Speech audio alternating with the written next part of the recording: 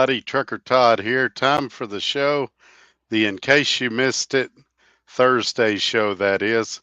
Let me get the banner up and then we'll start jumping into everything that's gone on this week.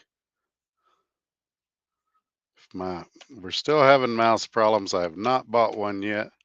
I've been dealing with stuff all day. There we go. Now let's go up here.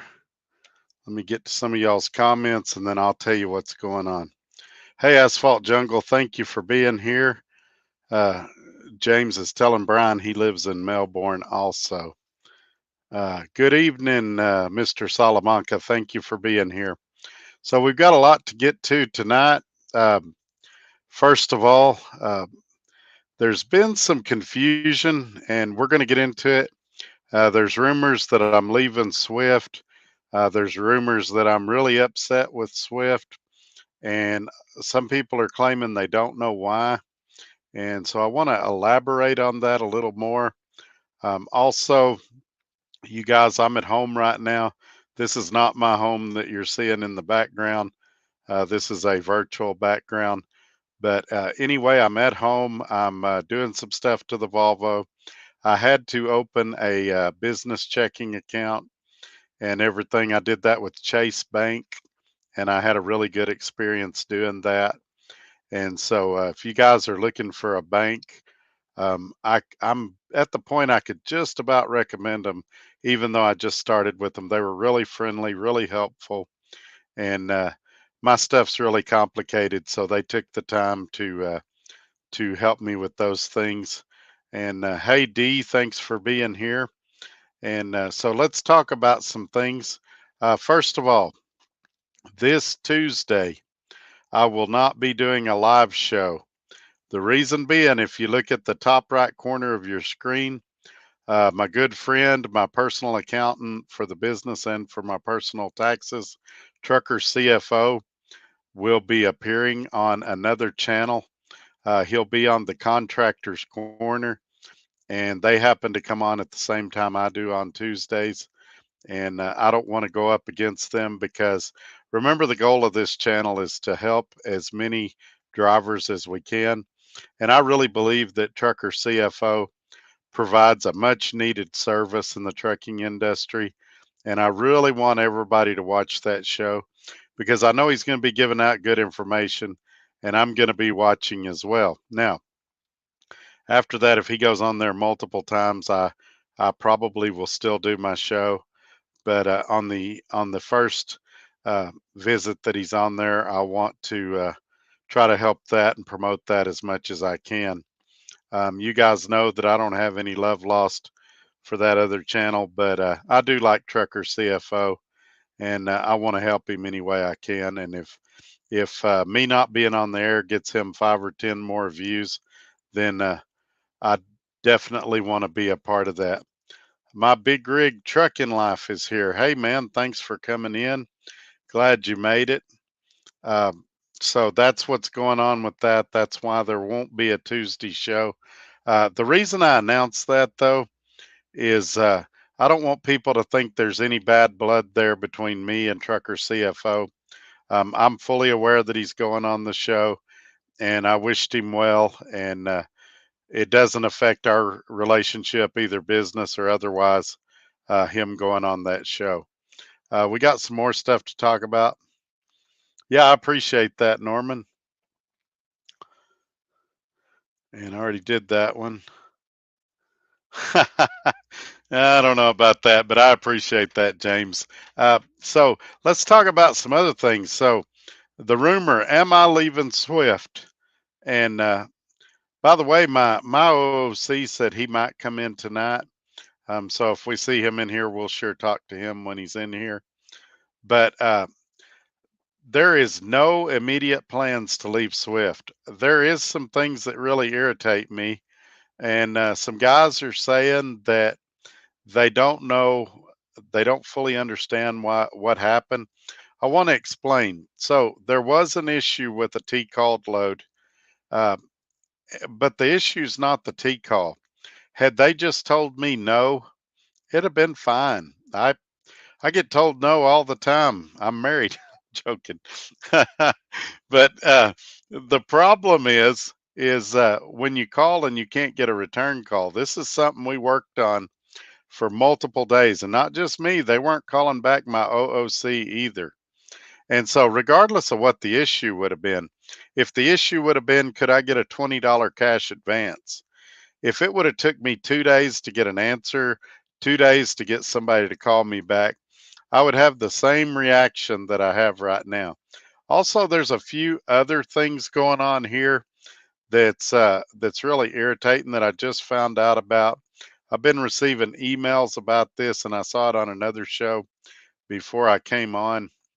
That's right, Norman. Fly Rabbit is here. Roger's here. Fly Rabbit saying hi to Freedom. But there's some other stuff going on too. Did you know that this new gate system that they're putting in at the terminals, if you have somebody coming to pick you up, a spouse, a friend, something like that, they won't let them in the gate.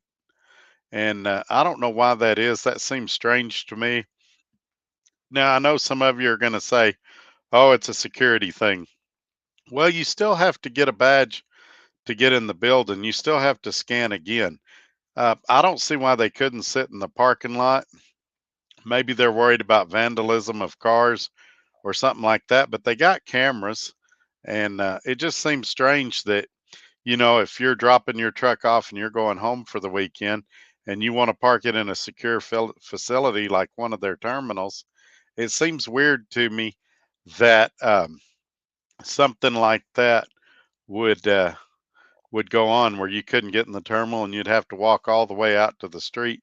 And if you're at a big terminal like that Memphis terminal, that's going to be a really, really long walk. And sorry, I just got a message. I thought I had everything silenced. Let me turn on do not disturb so we don't get any more distractions. But yeah, that's something weird. Now, there has been some other stuff at Swift that really have got to me the last few weeks. The constant changing of policies and procedures, the constant lack of communication between departments, but those don't rise to the level of being something that you would quit over, in my opinion. Now, I am going to get to a few more comments because Big Rig said something that I think we need to touch on. My bet, you fix the Volvo and get your authority or go lease for 88% and make more money. There's a lot of people that think I'm going to do that. And I'll say this. I'll say this. I have received a lot of offers for that Volvo, either to put it to work, to trade it in on a new truck, things like that. The tough decision is that I do really well here at Swift. And right now, spot market rates aren't great. You guys can go back and look at my videos. And I was most happy when I was at Dark Transit running the OPI board, which my understanding they have that froze right now. So you can't all run over and do that. But I enjoyed picking my own loads. I was home more. I was less stressed. And so at some point, would I like to do the spot market again? Absolutely. At some point, would would I like to run, you know, to do my own thing like that? Sure, but it's got to be when spot market rates come back up. I'm not going to go out and take a bath and pull loads for 30 or 40 cents a mile cheaper than what I'm doing right now.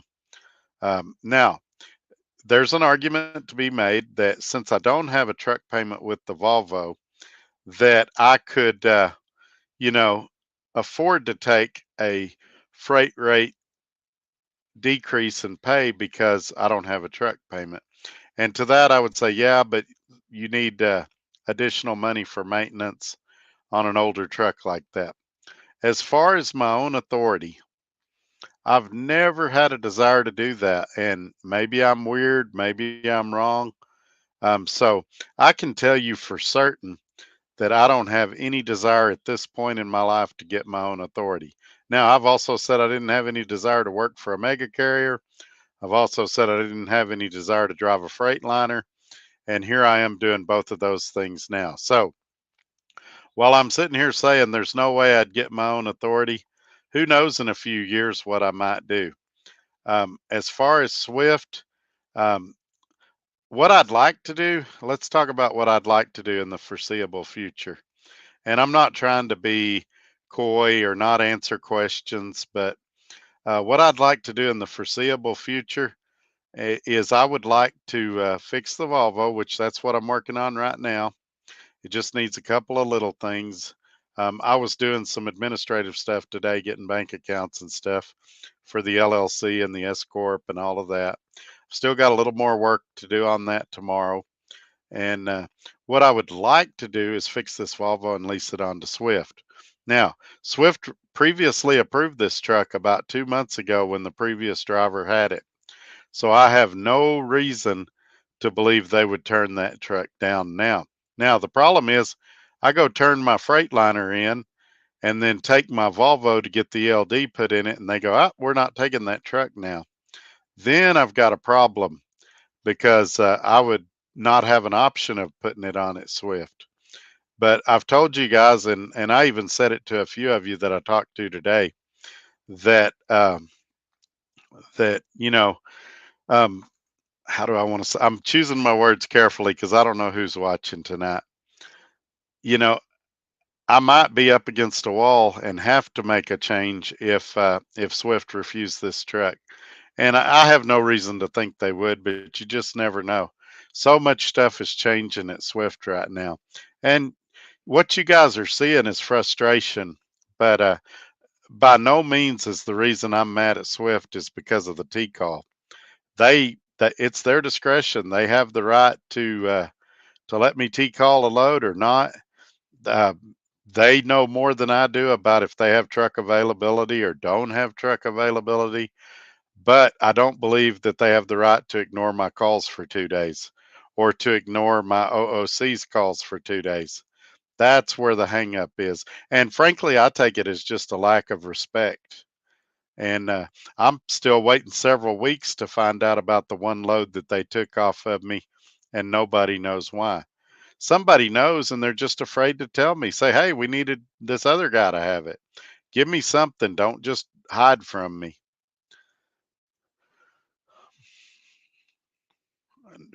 Freedom's talking about bunny rabbits. And James is too. They're talking about his logo, their kids. James has an interesting story about how he come up with the Fly Rabbit logo and the design and everything. It has to do with his daughter, and it's a pretty cool story. At some point, he sent me some videos. As soon as I can get them edited and put together, maybe next week I'll put that out and we'll go from there. The short answer is no, they have not, Marcus.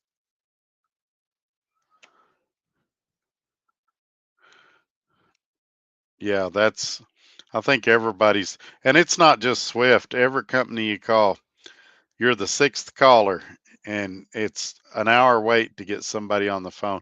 If you want to experience real frustration, call AT&T on the phone, and you'll wait an hour to talk to somebody that doesn't even speak English. That's okay, 601. I'm glad you're here. We were just kind of going through some of the misconceptions that's going on right now between me and Swift. Um, Also, I want to be perfectly clear. Several people have said they think I'm upset about Trucker CFO going on Contractors Corner next Tuesday. I'm not at all. I knew that was going to happen, and I wished him the best for that and told him I would cancel my Tuesday show so that we could all watch and not feel like we were torn between two channels. And also, they I want to be supportive of Trucker CFO and what he's doing. I do believe he offers the best tax and business accounting services for truck drivers.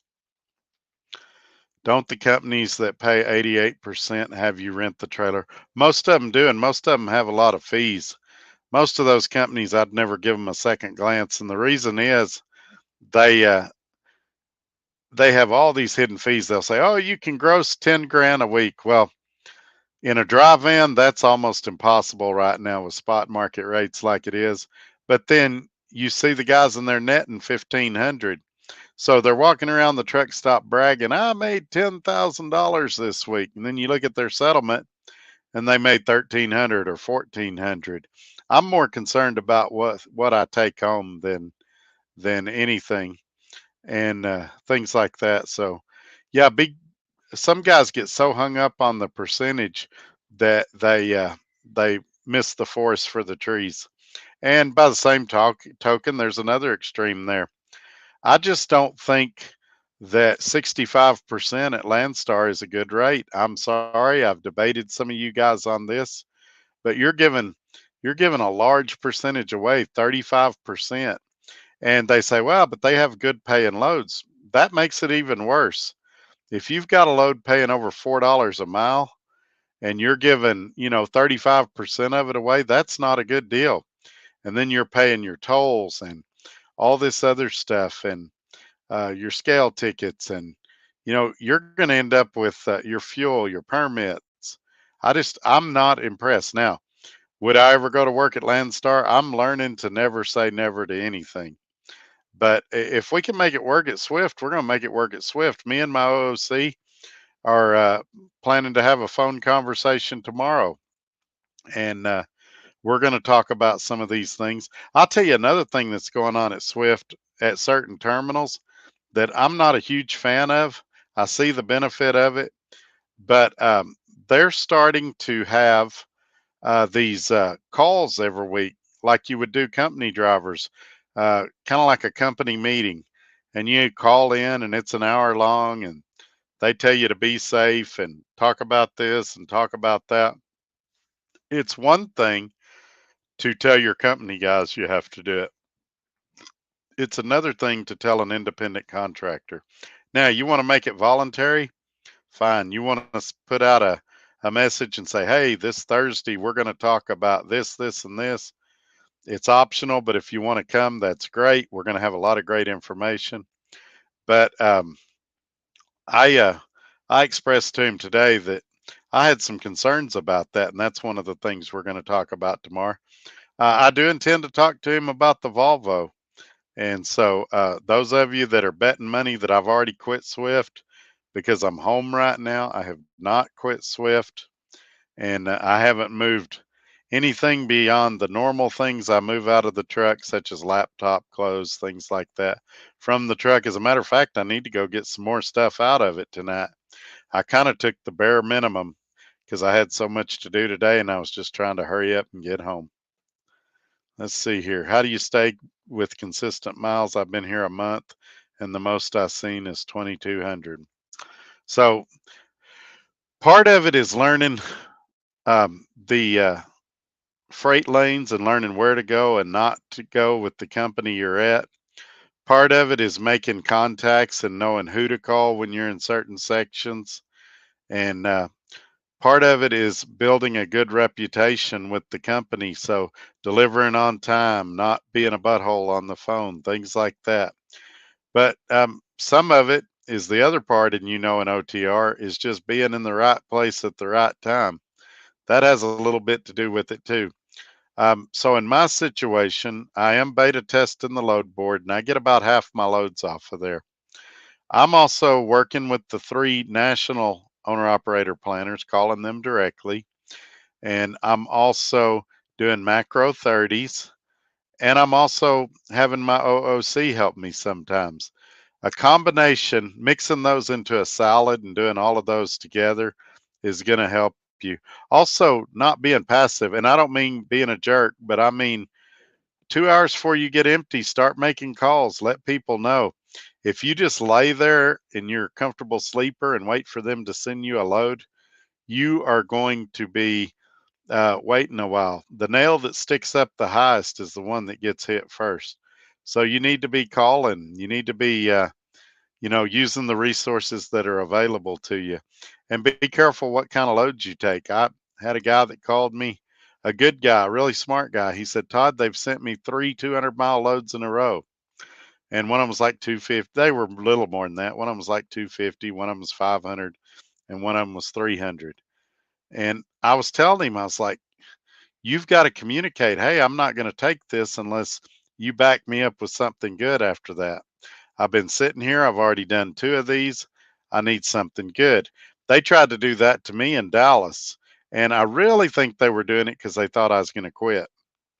But I'm in Dallas and I'm going, hey, I need to go to Lubbock. I've been sitting down with bankers all day today, interviewing banks, trying to see where I want to take my business to. And they kept sending me loads to Florida, loads to Georgia, loads to Wisconsin, loads to Oklahoma. And I finally, after they sent me 8 or 10 loads, I was like, "Hey, I'm going home. I'd love to take a load. If you got one, I'll take it. But either way, I'm going home." And so that's what I did. And you have to be at that point. I'm not. And again, I want to emphasize, I'm not saying be a jerk. But several times I've told them, "Hey, it's Friday afternoon. I'm needing something for the weekend." Well, Todd, we just don't have anything. Okay, I'm going to go to the hotel if I don't get nothing within the next hour and a half. And I'll just call you guys on Monday and see what you got. Well, boom, all of a sudden there's a load. And so you got to be willing to do that. I'm 300 miles from home. I'm going to go home. Y'all call me when you get something and we'll take a look at it. And you have to be willing to do that. But you've got to do it in a way that you're not ticking people off either, because they they can help you or hurt you, and they shouldn't be doing that. They should be doing what's best for the company, just like you should be doing what's best for your company. But in a real world, we all know that takes place. And I don't recommend kissing up either. I know there's channels out here that's what they recommend. Buying, I've had this is gonna be funny. I had a guy tell me I should buy gift cards for everybody in the office. And I'm like, no, they should be buying me a gift card. I'm the one pulling the sled. I'm delivering the loads. I'm creating the revenue. Their support. Now, at Christmas time, if I've got one I really like my OOC, if it's not against company policy, I might be tempted to get him something, not to kiss up, but as a gratitude thing, because he has definitely made my life a lot easier at times. And, a lot of times I would be real nervous about calling him tomorrow because, it could have the potential to be confrontational, but I know him well enough to know that we're going to have a good, productive conversation. We may or may not agree on everything, but uh, yeah, that's it. That's what I'll say about that because I see another good comment from my big rig I want to get to. Hey, Todd, I'm just jumping in. Thanks for being here, Steve. Here's a great comment. Got to know the system, D Train. That's right. It takes, I've said this in other videos, it takes 60 to 90 days to learn a system, to fall into a groove, and to kind of get your footing. And I fell into it when I went to Dart real quick because I had worked for them before for 4.5 years. And so I pretty much knew the system. They had changed a few things. And so at the 30-day mark, I was doing great. But Swift, it'd been over 20 years since I'd worked here, almost 21 years to the day. And so it took a little while. A lot of stuff has changed. I mean, when I worked for them before, the trucks ran 57. We were on paper logs. The freight lanes were different. They had a lot less trucks than they have now. So a lot of things were different. But I kept, trial and error, talking to people, getting advice from people. And now I think I've got it down pretty good. And so now I try to help others. And he's got a great point. Learn the system. That's going to always benefit you. Some good comments from my big rig tonight. Issue with communication is the size of the company. They don't care. Not going to get any better as they continue to buy companies. So there was a time in my life I would agree with that comment. I would say here that it's a little different because they kind of localize it to the terminals. So I'm out of the Oklahoma City terminal, which is a really small terminal, and it does have that kind of small company feel. As far as them not caring, I think it depends on the person. I definitely think my OOC cares. Some of the people I deal with, I think they definitely care. They've called me. Several of them have called me at 8:30 at night from home and asked me about different things. So I do think that most of them care, and so that's. But there's a lot that don't care, and this one guy, I'm not going to call him out on here, but the planner that it took 2 days to get back with us, um, he obviously does not care, and he's a problem, in my opinion. Swift also has a deal called Voice Your Choice, and they take that pretty seriously if you post a positive or negative review. So maybe some of this is my fault. Maybe that's what I need to do is start using the Voice Your Choice a little more. Apologize for being late. Just finished cooking and eating my dinner. That's all right, Don. I'm glad you're here. I want to talk about another thing too. Somebody this week accused me of being mad at Swift because I hadn't been able to get any of the higher ups on here. And nothing could be further from the truth. If uh, if I wanted them on here, I could get them on here. I met a lot of people at Matt's, and I am setting up interviews, but really we don't have nothing to talk about regarding Swift. Information about the load board that I'm beta testing is slow coming. Most of the information that we're getting lately, it seems like they're making it up as they go and it's constantly changing. And so that's why I haven't brought anybody on. If they make some big move or change that that I think is worth having them on, then we'll bring them on. But I'm not just going to bring them on so I can beat my chest and say, "Look who I got on the show." They got to bring something to the table that I feel like you guys will enjoy. But that's what I would say about that. That's not the problem. Maybe the reason they took the load off of you is BS and they don't want to tell you the truth so you can talk about it on your channel. Maybe, and if that was the case, just tell me, say, "Hey Todd, is there a way we can not talk about that on the channel?" That'd be fine. As I said, if they'd have just told me straight up no, no, because we don't have enough trucks in the area, or we've already got everybody committed on something. Okay, fine.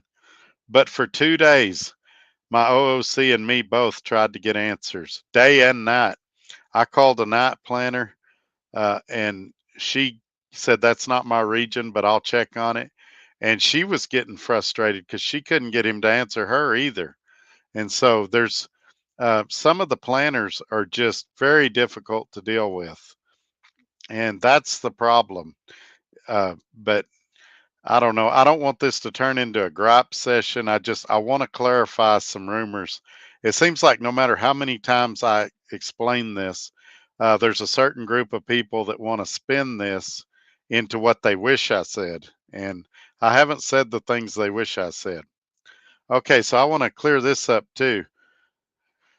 I've got a guy that lives probably a quarter of a mile from me that works for Landstar, and he has a great deal. I'm just saying, for me personally, 65% doesn't get me excited. And so, some of you, that's great. But when I was doing a 70-30 split with Dart, there was a lot of months that they were getting $11,000 in commissions. And so with Landstar being even greater than that, they're getting $13,000, $15,000 in commissions, and you're doing all the work. You're booking your own loads, you're dispatching yourself, you're picking up the freight, you're delivering it. And I just think 65% is excessive. Now they get up around 75, 80% and watch me become a Landstar cheerleader. Then I get it. And so there was a time when Landstar set the bar, and that's where everybody wanted to work. And truck drivers are slow to change. anytime there's a change, it takes them a while to adjust to it. And so a lot of people are still chanting how great Landstar is. And in certain situations, like the guy that lives a quarter of a mile from me, he's got a pretty sweet deal. He's home all the time. He's pulling auto parts out 300 miles, and then he hooks to another trailer and comes right back. So, if he could get a deal if he's got a deal like that, it's great. If I could get a deal like that, it'd be great. I'd be really tempted, but there's nothing on the table yet. And if things went south with Swift in a hurry, do I have 3 or 4 places I could go very, very quickly? Absolutely. Um, am I in constant discussion with a lot of companies? Yes, I am. Are there some I really, really like? Yes, there are.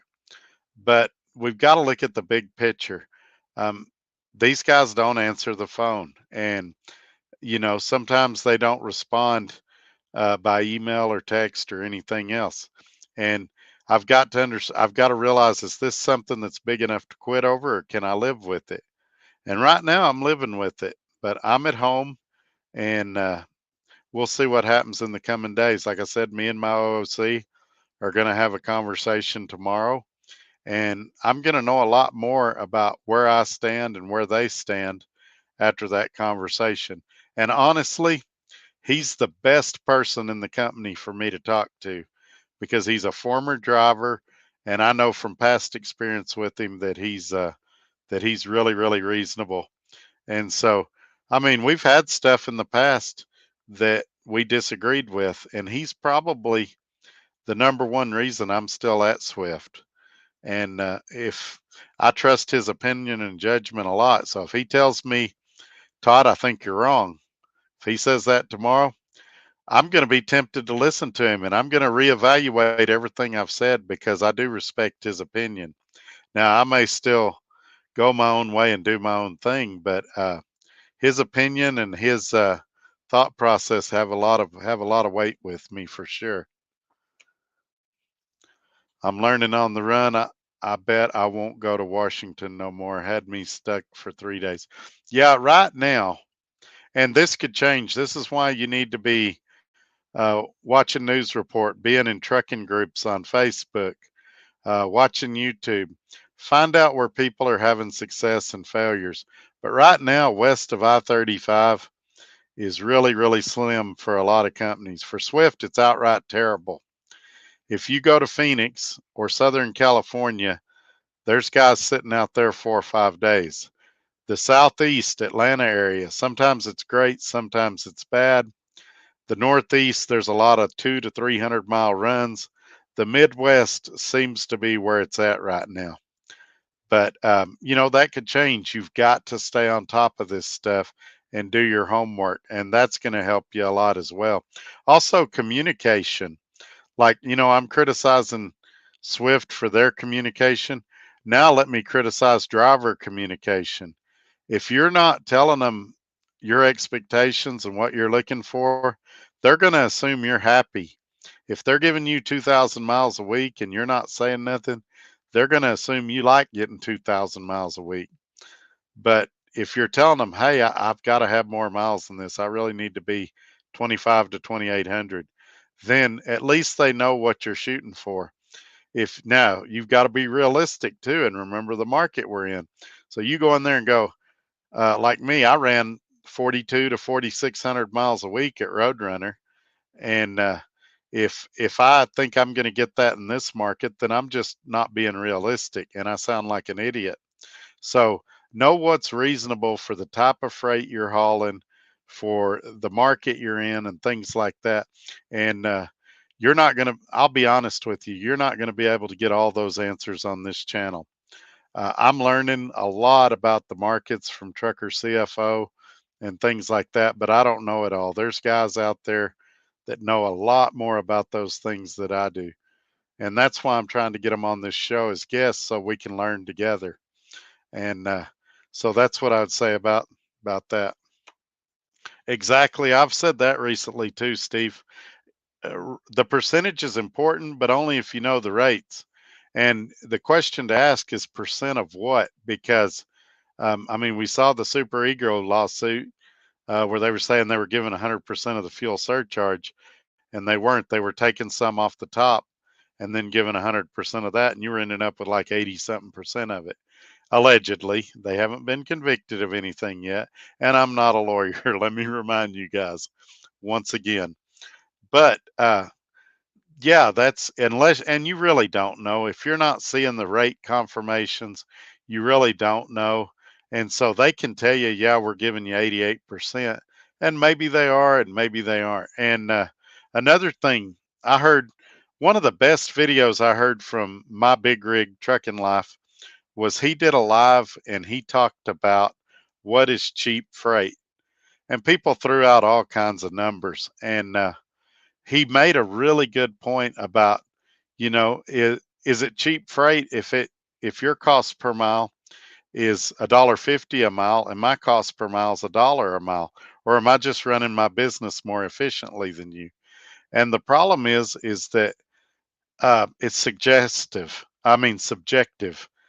Cheap freight is cheap if it's cheaper than what you can run your truck for. And there's guys out there that are pulling loads knowing the second they hook to that trailer, they're going to lose money. And that doesn't help anybody.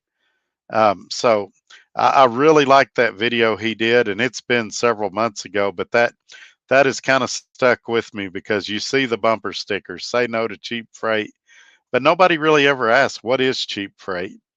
And so kudos to you, my big rig. Stay in the Midwest, D train, and get regional planners' phone numbers and codes. Exactly. Also, if you just can't get steady, consistent freight, see if there's something dedicated in your area. I would love to tell my Landstar story. Go ahead, Norman. Put it in the comments, and we'll throw it up there. If I'd have known you had a Landstar story, I'd have brought you on the show tonight, but it'd be kind of hard to do now, and it wouldn't be entertaining video while people waited for me to email you the link. Cost per mile will not get any better if companies continue to get absorbed by big companies. Warner has bought 3 smaller companies in the last 2 months. Yeah, the one thing I agree with you on that. The one thing is though, Swift is still allowing those companies, or not Swift, I should say, to run as separate entities. So, in my opinion, that makes it a little better. But I get what you're saying. It and truthfully, it's the same thing. Why would they go up on rates as long as drivers are continuing to accept them? If you let me use an example here. If me and Freedom and my big rig all offered to mow your front yard, and my big rig said I'll do it for $50, and Freedom said I'll do it for $40, and I said I'll do it for $30. Why wouldn't you take me at $30 to save money? We're all three going to mow your yard. We're probably all three going to do a similar job. And of course, the difference here is I think a lot of companies don't appreciate experience like they used to. So it used to, if you was an experienced driver, you got paid more and that meant something.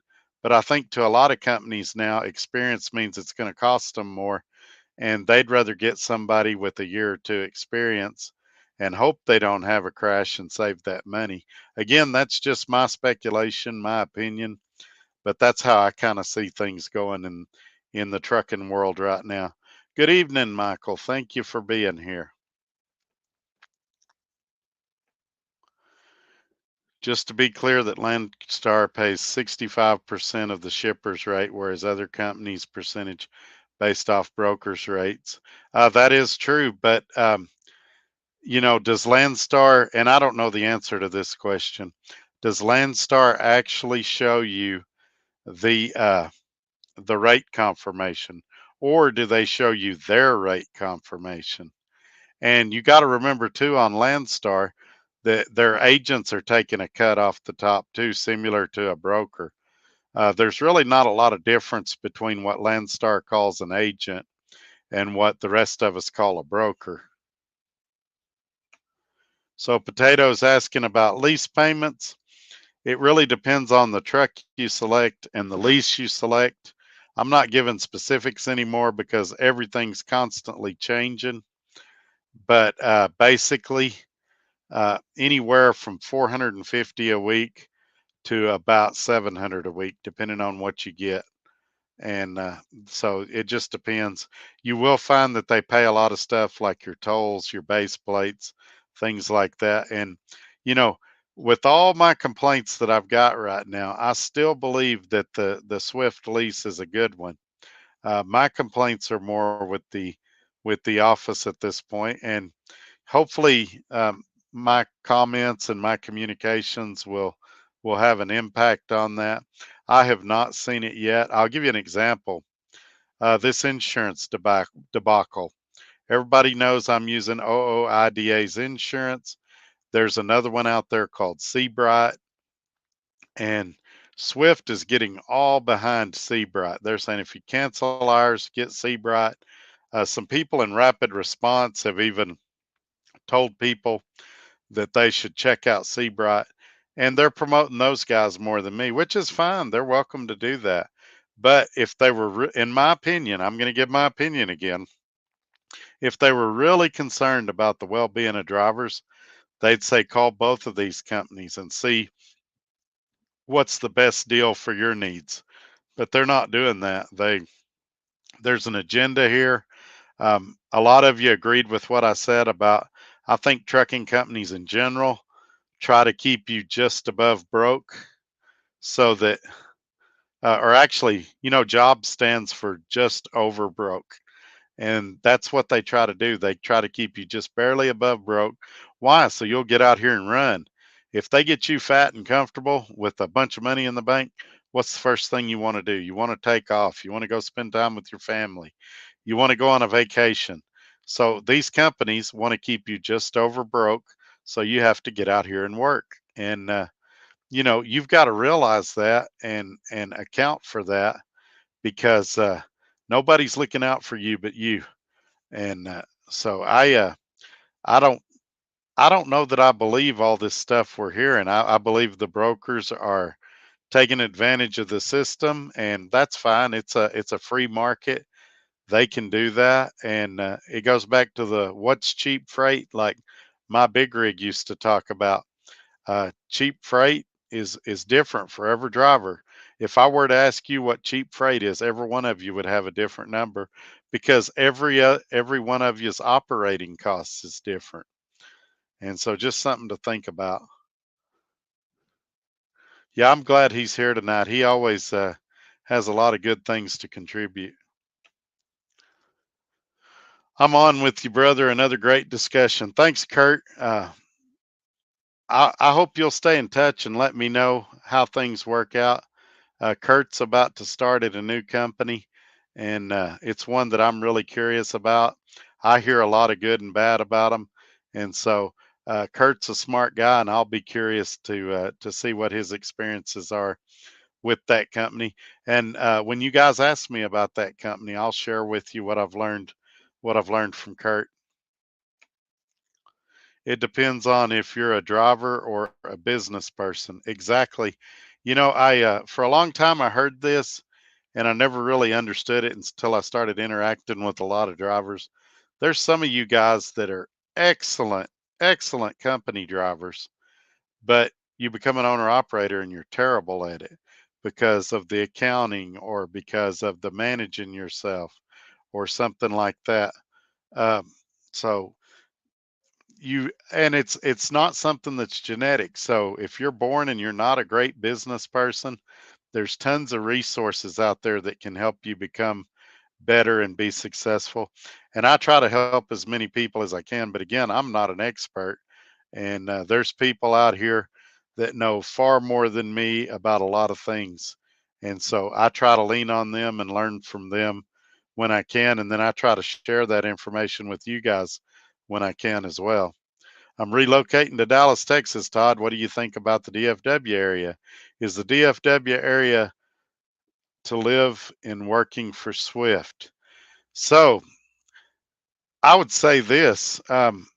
I'm going to be real careful here not to comment on what Swift Freight has or doesn't have because it's constantly changing. And if I say, yeah, they've got this dedicated run or that dedicated run, and you get there and they don't, but I can tell you that I'm aware of several opportunities in that area. And I know most companies have a presence in DFW. So I would think that the sky's the limit for you, whether you want to do local, regional, or over the road. I think pretty much every company goes to Dallas. I would think it would be easy to find Dallas to Laredo runs. I would think it would be easy to find stuff running up and down the I-35 corridor. There's several huge distribution centers in that area. And so I would think the sky's the limit and that there's a lot of opportunity there. But I'm going to be real careful to comment on specifics. That would be a great question for Michelle. She's going to be out of the office till Monday. And if you guys shoot me an email, I can help you get in contact with her. You can see my information down in the ticker below. The website, if you go to the Trucker Todd or truckertodd.net, it's got a deal where you can contact me directly there. It's got a deal where you can call Michelle directly from there. And my email's there, Todd at truckertodd.net. You feel free to send me an email. I'm going to be super busy the next few days, but I'm going to do my best to help as many of you as I can. I've really got to get some stuff done on that Volvo. And so that's what I'd say about that. Fleet management and dispatchers can make you or break you. Yeah, I've described it as a three-legged stool. A three-legged stool. Man, that's hard to say. So the first part is you've got to have a good dispatcher, or if you're doing a load board, you've got to have a good uh, place to go get loads. The second piece of that is you've got to have good equipment. You can have a great dispatcher, but if your truck's breaking down all the time, it doesn't matter. And the third thing you've got to have is a good driver. And by that, I mean somebody that knows freight lanes, somebody that knows uh, what they need to do to take care of the equipment and all of that. If you're missing one of those three things, you can still make it, but it's going to be a lot harder. You know, if your truck's a piece of junk, you can still make it, but it's a lot harder than if you have a good truck. If your dispatcher's an idiot, you can still make it, but it's hard with an idiot dispatcher. And if you're new and you don't know everything, you can still make it, but it's going to be a little harder. There's going to be a learning curve, things you got to learn. And so just keep those three things in mind when you're out there. Freedom agrees with me about the driver. He says a driver drives truck, earns paycheck, complains. Well, I do two out of those three things. Hey, Wesley, thanks for being here. A business person helps solve problems for people. I try to do that sometimes better than others. Jesse J, thanks for being here. Yeah, I'm doing great, man. I'm enjoying some home time. The thing about home time, I seem like I work harder when I'm at home than when I'm on the road. I tell my wife sometimes I got to go back to work and get some rest. So, so yeah, it's been a crazy day. I've only been home just a short time. I've been out uh, talking to banks all day, and this last bank chase that I went with, it took us about an hour to open up my personal checking account, and then he had me come back later in the day because he had some other meetings, and it took us a little over 2 hours to open the business checking account. And I hadn't even done any savings accounts. I gave up and said I'll do those later. But I did get to go to Whataburger today, so that is good. The more solutions a business person can provide for people, the more successful and wealthy he becomes. Yeah, that's true. Hey, Jesse J. Yeah, I'm doing well. I talked to Jimmy about getting my things shipped to his house. What did he say, Wesley? Is he going to work with you or help you out? I have an appointment with the orthopedic in June about my back. So Wesley was working at Swift, and he developed some medical problems and had to stop. And his truck is up in, I think, Wisconsin, and he's working with Swift to try to get him to mail him his stuff. He's going through kind of a tough time right now. So if you guys could say a prayer for him, that'd be great. Will's New World. Sorry I'm late. That's all right, man. I'm just glad you're here. I've already said several things that could probably get me in trouble, and we're just kind of going with the flow. Hello, sir. I am late. That's all right, man. I was late too. Instead of starting at 5, it was 6 o'clock when I started. I was just at about 4:45 is when I got out of my uh, last meeting with the bank, and I had to, of course, drive home and get everything set up and stop at Whataburger, as you saw.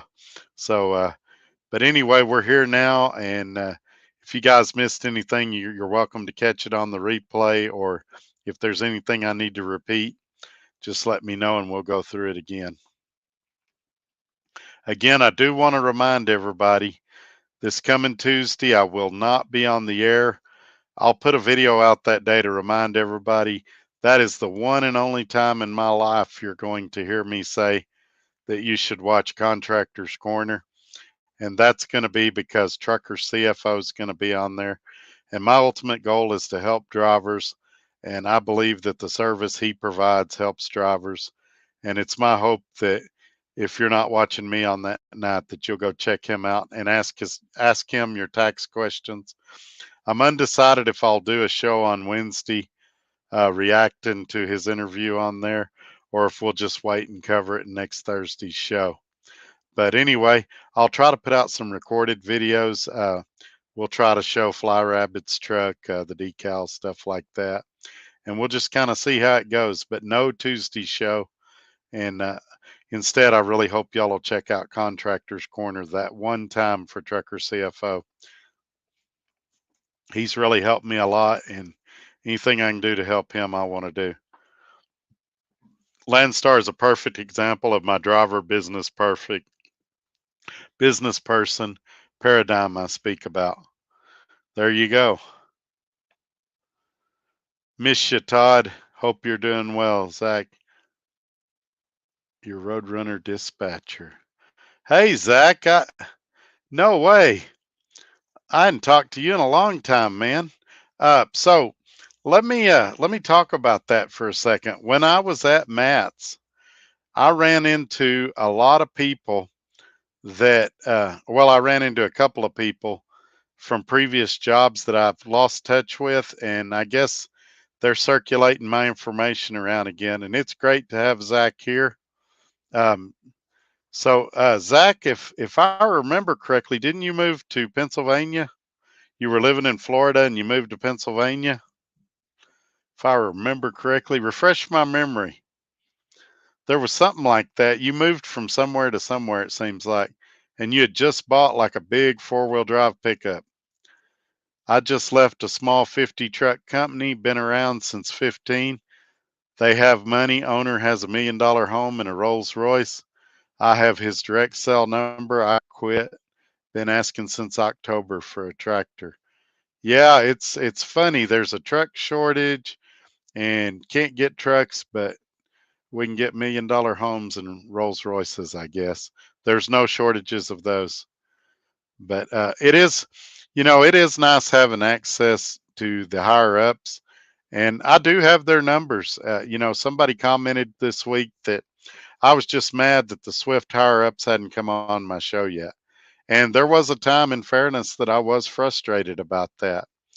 But now, if I wanted them on, I could have them on. I don't know that they've got anything I need to talk to them about right now. And so maybe in the future there will be something. I have his direct cell number. I quit, been asking for tractor shocks. They are original K-mile truck. Wow. 250K. That's what he meant to say. So yeah, you would think if all it took was some shocks to make you happy that somebody in the shop would do it. Obviously, you're wanting them for a reason, and surely they could examine them and see that they were bad and in need of replacement. Are they leaking or what are they doing? Hey Todd, I'm in Southwest Arkansas and looking to go to a good CDL training school for my first year. Any good companies you would recommend to me, or the chat can also, maybe some of the chat can. I haven't been to a truck driving school in over 25 years, and the one I went to is no longer in business. Me personally, I don't believe any of them are great. Most of them just give you enough information for you to get your CDL, and then they tell you in training that you'll learn everything you need to know. So I would encourage you to really concentrate on getting a good trainer after you get out of school. Um, I don't know how I feel about companies paying for the school. I would probably go to your local unemployment office and see if they have any programs where they pay for the school. And that way you're not signing a contract to work 2 years with a company or something that may or may not treat you very good because they know they got you under a contract. But maybe some guys here that's been to truck driving school recently can give you some better information on that. If they do, I'll post their comment up. Did 5,800 on 2378 miles. Whole lot of trapping. Wow, that's not a bad rate. Yeah, I agree with Nick. 65% is too low, in my opinion. Again, I don't care if every Landstar load pays $10 a mile. Why would you give uh, $3.50 of that away when you're doing everything? Um, and now, granted, they're giving you a trailer. Maybe you could say they're factoring, but most factoring companies are 3%, not 35%. And everything else you're paying for. So I'm not sure. Like I said, I might change my mind, but if somebody can convince me, but I'm not sure what your 35% you're paying gets you. MRP is 450 to 550. That is correct, and it does depend on the truck. Thanks, Todd and Nick. No problem. Hey, yeah. Welcome, Potato. Everybody, welcome, Potato. Sounds like they're getting a little bit of a kickback. Yeah, you wonder that about a lot of these companies. I'll tell you another thing while I'm stirring the pot. Why would any company, and I got in trouble in a recent conference call for saying this, why should any company get any part of your fuel surcharge if you're paying for the fuel? You should get 100% of it. And they say, "Oh well, Todd, we have administrative fees." No, well then fine, charge me $2 a transaction or $1.50 a transaction, but give me all of the fuel surcharge. Same thing with fuel discounts. Um, why are companies splitting it 50-50 in some cases with drivers? Some of these companies, these large companies, or Swift, for example, I'll go ahead and say it. You know, Swift is getting an enormous fuel discount on the amount of gallons they buy, and they give us a nickel rebate. It's terrible. It's shameful, and that's why I have my own fuel card. And down in the description below, there's a link for it. It's ES Advantage, and you'll save big money with it. It's prepaid, so you don't have to worry about if you've got credit issues or something like that. And I would encourage you guys to check that out. At some point, I may have them on the show to talk about it. We've tried a couple times in the past, and they've had to cancel at the last minute. But at some point, we may bring them on, hear what they have to say. But it's a great card with a lot of benefits that you guys need to check out. Well, Michael, they get a better kickback if they use their insurance. Yeah, it's about to get worse. Here's an example of a guy that knows a lot more about markets and investments than me. I watch a lot of his videos to learn. Road Scholar does have a lot of knowledge on that, and he believes it's about to get a lot worse. And I hope not, but a lot of market analysts agree with him for sure. Always glad when Road Scholar's here. Hey, Road Scholar, you missed it the other day. We had KB the Smooth One in here. We had somebody else. We had several of the Dart YouTubers in here. It was pretty fun. I think it was on the Tuesday show. I checked OIDA and went with Seabright because they had a better insurance policy and offered for less. You're the first person that told me it costs less, but um, that's the deal about insurance. It's what you value is different than what other people value, but you're the first person that told me it was cheaper. What what about it was better for you? We can sure talk about it here. And again, I'm not down in Swift for promoting Seabright. I'm down in Swift for only promoting Seabright. Different people need different things from insurances. For example, my Volvo does not need the same level of coverage that my Freightliner does. But anyway, I would like to know what you thought was better about Seabright. I can break even at around $1.20 a mile. So there you go. At least you know your numbers. Most guys don't even know their numbers and what they got to have to break even. They just make something up. I've had guys say, I got to make $2 a mile to break even. Well, then there's something wrong in your business model. Some of them out $1.50 to break even. Well, there's something wrong in your business model. $1.20 is believable. I believe that that could be accurate, especially if you're an independent or if you're running for a company that doesn't cover a lot of your stuff like your tolls and your plates and things like that. Any reason the lease at Prime is much more versus the other carriers? So the deal on the Prime lease, um, it's a 3-year lease the way I understand it, and so you're going to pay it off a lot quicker. I talked to a company the other day that had a 6-year lease, and the payments uh, were still pretty astronomical, and it had like a I don't remember $76,000 balloon payment at the end or something. It's a lot like car dealerships.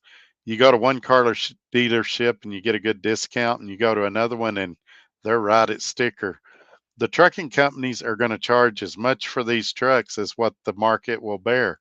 That's free enterprise, and they'll lower the prices when they start seeing drivers say, well, I'm not going to pay that. And so Prime, also how they spec the trucks. Prime has some nice equipment over there, at least they used to. And JB Hunt has some more plain equipment. Swift has kind of mid-level equipment.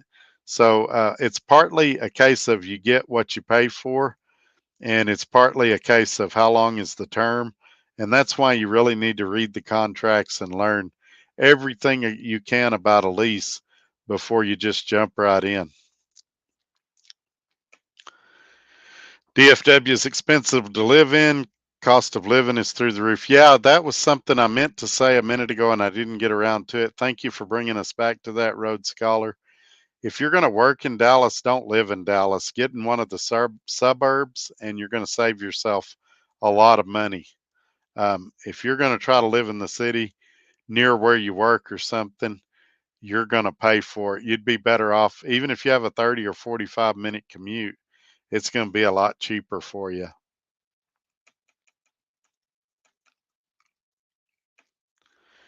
Yeah, this is another good point, Blackbeard. Potato, I would ask for a copy of the lease agreement from them all and go over them and see what the difference is. Yeah, and I would immediately turn down any company that doesn't want to send you a lease agreement to read prior to signing it. These companies that want to get you an orientation and they're like, sign, sign, sign. Don't go to those kind of companies.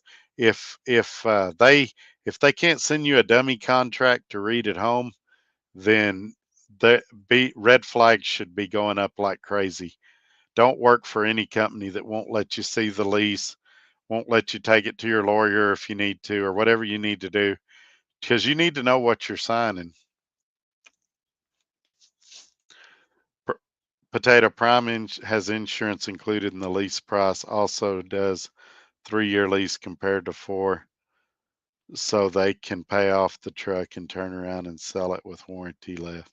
Yeah, and that's the way I understand it over there. They have two leases. One of them you never own the truck. You turn it in, basically lease another one, and then after you're there so many months, they have the option uh, to uh, to purchase one. I asked about it, not for me, but because so many people asked me about Prime. I'm definitely not a Prime expert. It's been over 20 years since I worked at Prime. But basically, when I asked about it, you would put at least 14,000 down. It could be more if you got optional equipment, and you couldn't take the truck to another company if it didn't work out. And so, to me, that's dangerous because they could start starving you out and sell the truck. You have no safety nets in place. You put the 14,000 down, or one guy I talked to put $19,000 down. And if 2 years in his lease he needed out of it, or the company started not having freight and he wanted to go somewhere else, he's stuck. He would lose all that money he invested, and Prime would have a truck they could just turn right around and sell. And so that's just my 2 cents on it. I've had a lot of heated debates about Prime. Prime is kind of overhyped. I kind of believe so too, but they're kind of the cool kids right now, kind of like Landstar. Everybody thinks that's the place to work. Go get a truck and drive 64 miles an hour or 65. And while I think you should go slow, I've got several videos of it. I just don't think you ought to put 14,000 down on a truck that goes 64 or 65 and has no portability. Two kinds of drivers, those making $1 million a mile and those that are going broke. Yeah, I agree with you, Road Scholar. Blackbeard, Ian, Johnny, gotcha. I run a local dedicated run up here in North Dakota, but I follow a bunch of Prime and other drivers, and I've always wondered why Prime is like 1060 a week. Yeah, that part doesn't scare me. I mean, you go get an SFI truck and it's right in that range as well. Actually, a little more. Yeah, I was craving Whataburger, and so I jumped at the chance to get it today, and ran into an old friend while I was there too. So it worked out good. That was another part of the reason I was a little late. I agree. Wesley's going through some medical stuff. If you guys could say a prayer for him, I'd appreciate that. Jimmy said he spoke with Swift Charities and they don't ship people stuff back. So, what's going to happen with your stuff? Well, let me ask this question. A, how much would it cost to ship your stuff to you? And B, uh, what's going to happen with your stuff if nobody does anything? Whereas other carriers are leasing trucks for half the price a week, it seems like every driver that goes to Prime makes YouTube and goes lease right out of the training and becomes a trainer. Yeah, there's no doubt about it. If you want to make money at Prime, you've either got to be a successful YouTuber or you've got to train. And they're literally crawling all over each other, uh, trying to uh, trying to train and trying to start a YouTube channel. The last time I heard, there was 80 something YouTubers at Prime doing lease purchase. And while that number would impress a lot of people, that makes me think there's problems over there. There's very few of us independent contractors at Swift that are YouTubers, and I think that's a good thing. I'm late, but I'm here.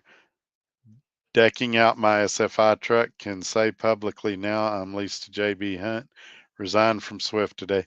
So my good friend, I've been sitting on this news for a while.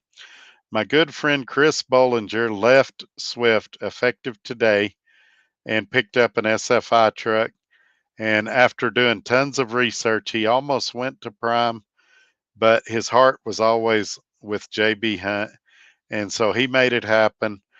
Congratulations to Chris. He's got his own truck, and he's over at the company that he wanted to be at. And I wish him well. I'm really hoping, I've already gave him this lecture. I'm really hoping he stays in touch and lets me know how it goes. because at some point somebody's going to ask me, "Hey, what do you think about JB Hunt?" And I'm going to say, "Well, I got my good friend Chris over there, and he's a smart guy, and he likes it, or he thinks it's the biggest ripoff on the planet." And so by Chris going to JB Hunt, he's going to allow me to help a lot of other drivers if he stays in touch. And he says he will, so we hope he does. I've heard fuel is going back up again. Does anybody know anything about it? Well, if I'm at Swift, I hope it does because I do really good off the fuel surcharge. But at the same time, I know there's a lot of people that it really hurts. So, um, yeah, it's going to fluctuate. It's going to go up and down. And, I had that problem today with the bank. They were asking me market projections and what months I think I'll be the busiest and things like that. And I was telling them, since COVID, it's impossible to predict. I'm just going to do what I do and make it happen. I said it a little more artistically than that, but you get the point. Swift Charities help out with your bills. Ah, okay. Who did your LLC? So I did it through Trucker CFO. He took a look at my situation and just did a rough estimate and predicted it would save me about 15,000 a year in taxes. And so some of it's still ongoing. We're still setting up the S corp, but the LLC is done. And so yeah, contact Trucker CFO. His number's in the ticker below, and tell him you saw it on Trucker Todd, and he'll get you set up. They really are great people, and I can't recommend them enough, and I mean that. During hardship time. Ah, okay. Yeah, so they'll help you with your bills during a hardship. So how much is it going to cost to get your stuff from Wisconsin to your house? And I mean, what are they going to do? Can they take it out of your escrow, or can they do anything to help you out? If someone is late to the Trucker Todd show, is that a service failure? It should be, Freedom. It should be. Um, and I want to go back to Wesley's comment for a minute. I'm going to be talking to my OC tomorrow, to Jimmy, and I'm going to bring up your situation. We're going to talk about it. I don't want you to be over discouraged just yet. We're going to definitely take a look at it. Charles Thomas, do your own LLC? It's one form to fill out with your state and pay the fee online. Yeah, I disagree with Road Scholar on this, just because it's different in different states. Mine is 40 something pages, and there's a lot to it, and you want to do it right. And I I mean, can you do it yourself? Yeah, but I would rather have somebody do it that does these kind of things for a living. And I got to be real careful not to give tax advice here because I'm not a CPA or an accountant either, and I don't want to get myself in legal trouble. But so publicly, I'm going to encourage all of you to contact Trucker CFO, but you guys do what you think's best for your business. But that's my public recommendation. I'm intrigued to hear your Landstar story. Yeah, come on, Freedom, tell us your Landstar story. I hope not, LOL. Yeah, some of us, I'm going to get a service failure tonight because I was late to my own show. Yes, I'm in Pennsylvania now doing nursing and volunteer firefighting. I did just get a truck last time we talked. Truck is gone. Gas got pricey. Well, there you go. You and I were friends on Facebook for a while too, and I don't know how we lost contact. Uh, Let me just tell everybody who this guy is. He helped me. He was actually the first broker I ever dealt with. Him and there was another guy there, and they taught me the stuff that got me going at Dart, and ultimately that I still use to this day. Um, Bay Crew, as he's listed on here, his real name Zach, was very influential in helping me in my formative years of this. and I wouldn't be doing the things I'm doing now if it wasn't for them. I'm really grateful to them. I'm not sure how he found out about my live, but I'm super glad he's here. It's really cool to see him. And while I got him here, I'm going to make him a moderator in case he ever comes back. Also, Wesley's going to be a moderator. Give me just a second. Let's get this done.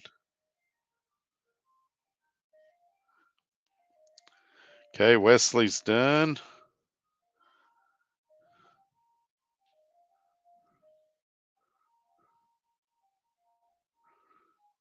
I don't know where it's at. For some reason, somebody took your comment off. There it is. All right, Bay Crew, you're now a moderator too. If you see anything inappropriate in the comments, feel free to time them out or kick them out. If they disagree with me, that's fine. We don't kick anybody out for disagreeing. But if they're vulgar, threatening, things like that, we send them on their merry way. I had to boot somebody this week that was a troll for another YouTube channel. And it's a shame because she was a moderator in here and I really liked her. Stay away from CR England for trucking school. Yeah, I think I agree with that. Shucks are only good, or trucks are only good for 350K. I bet's what he meant. 3 steps to opening an LLC. Fill out LLC form in your state. Get EIN number for IRS. Yeah, yep, that is, but it's a little more entailed than that. That is the 30,000 foot view, though. As I said again, the paperwork's out in my pickup right now, or I'd show you. It's a little more than that. See, I think 82% is really fair. I think that's a lot more fair than companies that are doing. I've heard of companies doing 50%, 55%, and that's highway robbery. 65%'s just a little low. I don't think it's robbery. 70%, like I was at DART, is fair but not great. And anything above 70, I think is pretty good, depending on what the fees are. Remember, it's not what you gross, it's what you net. Well, if our getting $7 a mile, that's a damn good rate. So who cares what who gets as long as you make yours? The same people that'll say that comment, though, are the same people that'll make fun of me of driving slow to save fuel. They go, well, it doesn't save that much. It's it's still, you should be trying to maximize your profit while you're away from home. And why would you give away money you don't have to? There's companies offering the exact same thing that Landstar does that that you don't have to give up that big of a percentage. And if you're getting $7 a mile right now, that's almost 3 times the national average right now for dry van freight. So I would say good to you, but still, I don't think you're getting $7 a mile. That's kind of a extreme example.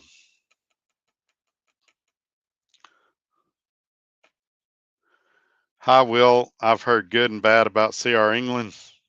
Can you explain more about your comment? Maybe Will, I can tell you they had a lawsuit where one girl got raped by a trainer. They've had some bad things happen. Um, Instead of us airing a lot of dirty laundry on here, though, you can Google CR England lawsuits and a lot of that'll come up. I will tell my Landstar story to Todd, then he can tell the public if he thinks it's a valuable story. And if I remember it, you guys forget I'm getting old.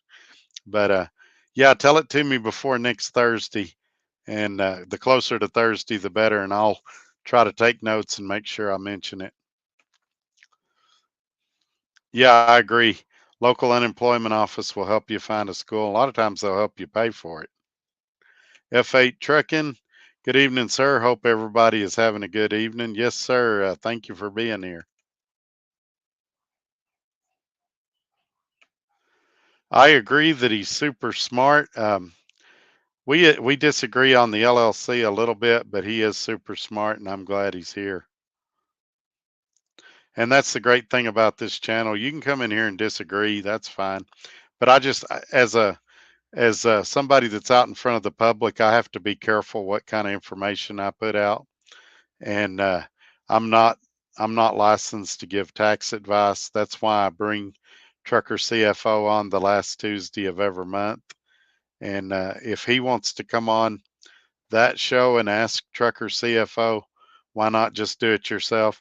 I'm sure Trucker CFO can give him a lot more articulate answer than I can. But I'm not going to recommend that anybody do professional services themselves. I'm going to recommend they have a professional do it because I've got kind of a public responsibility here. Same thing if your truck needed an in frame. Could you watch YouTube videos and read books and figure out how to do an in frame? Yeah, probably. But I'm going to recommend you have a professional do it. And that way you get a warranty and you've got some support if you have additional problems down the road. And, if I have a problem with my LLC or my S Corp, I had an issue today. I picked up the phone, I called him, and me and him and my banker talked at the same time, and we figured it out. Had I done that stuff myself, I might have been further delayed. I might have had to get back on the computer and try to find an additional something. Or so I'm. You have to remember that I'm doing this show in front of an audience of varying backgrounds and varying experiences, and I have to be careful what I say on here and the advice that I give. No such thing as better or worse. There is only thinking. You. I appreciate CR England for giving me my start, but it seemed they cared less about proper training once individuals got their CDL than pushing people through their schools. Yeah, I sat in a conference call today where they were talking about mentoring and training, and several of the drivers were like they were just wanting to run them through. How fast can I train? How short can my training be? And that's not the mentality or the mindset of a trainer we should be having. Um, I think we need to change the way we pay trainers. Instead of incentivizing them by how many miles they go, we incentivize them by how well people score when they're testing out, because guys are just running them through like meat grinders to try to get the bonuses at the end of training and not worrying about if the guy's going to be safe when he gets out on the highway. And there definitely needs to be some changes to training. You have to be company first, then switch. So it depends on your past experience. I had Michelle on a while back, the recruiter that I recommend. And if you've got prior experience with other companies that they can verify, you can go straight into a lease. That's what I did. That's what a lot of people in this group have done. But if you don't have any experience, they want you to have 9 months. Or if you don't have recent experience, they want you to have 9 months. Me personally, I want you to have 5 years. And I know nobody's going to do that, but at least 2 years. You don't know what you don't know. And you need some time to learn the industry and learn your craft before you take on all that added responsibility. And you really need to have a decent nest egg of money.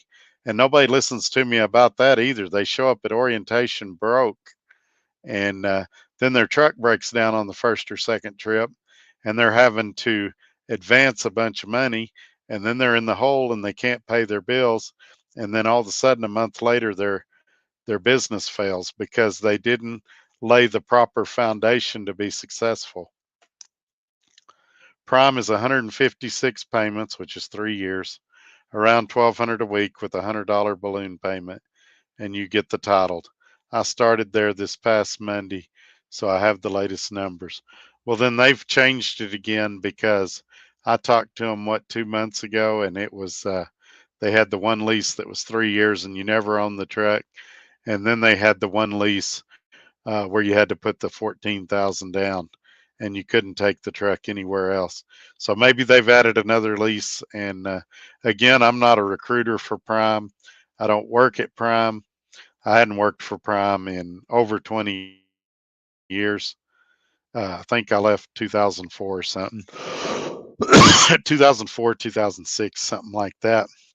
If you guys are interested in Prime, contact Chris and get the details, or contact a recruiter and get the details.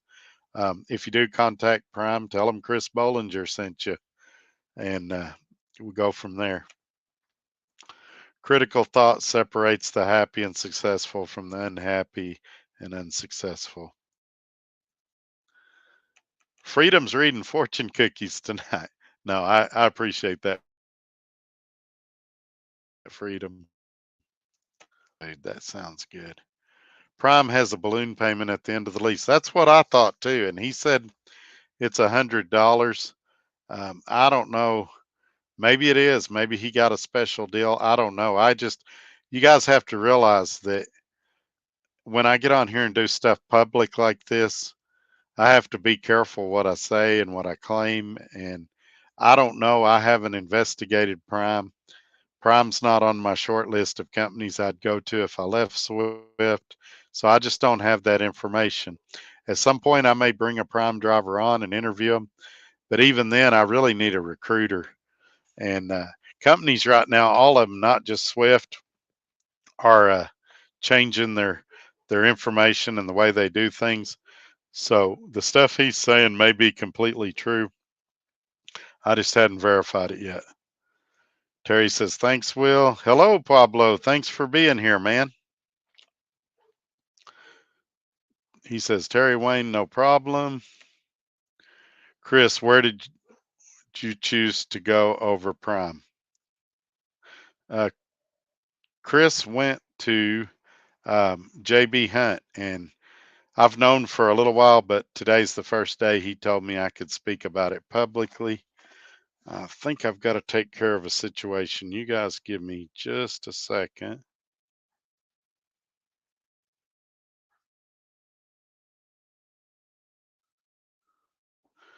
Okay. Road Scholar says, I don't know where all my moderators are tonight. Calculate your cost per mile, not just fuel.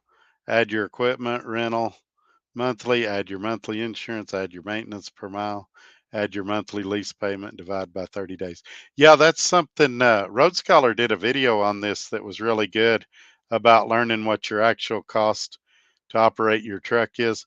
But one thing that Swift got, I mean, you got all these companies in my head now.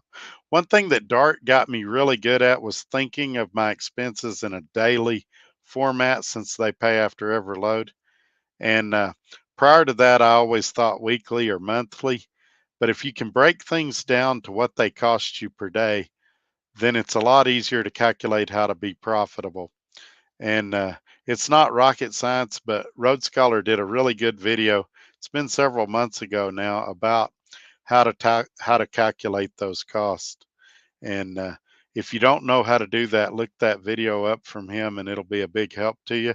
Or if Road Scholar wants to go get the link to that video and put it in the comments, I'm okay with that as well, because it was a great video with a lot of good information. I think he's at his best when he does videos like that. Those are the ones I enjoy the most.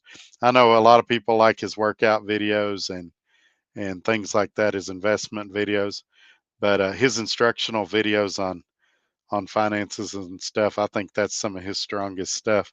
And hopefully he's got that link readily available and he can put it in the comments for you guys. 19,000 down, you can purchase your own truck. No need to lease it then. That's my thoughts too. And you're not under the thumb of a company. And I've got that Volvo. Let's talk about the Volvo a little more. I've got it in the shop, right in my shop out there in storage. And I've got a really good friend, an advisor, a guy that helps me a lot, that he's been saying I ought to sell that truck for a profit and go get under another lease purchase or go lease a truck from SFI. And I told him the other day, I said, this is the first time that I'm not under the thumb of a company. I want to enjoy it. If that truck lasts 6 months or a year, that's 6 months or a year that I'm not under the thumb of a company. And hopefully I'm smart enough I can save some money and go buy another truck for cash or put a down payment on one and get it from a dealer. I'm trying to get out from being under the thumb of a company. And that's that concept was hard for him to understand. But yeah, so I agree with you. I wouldn't put 19,000 down.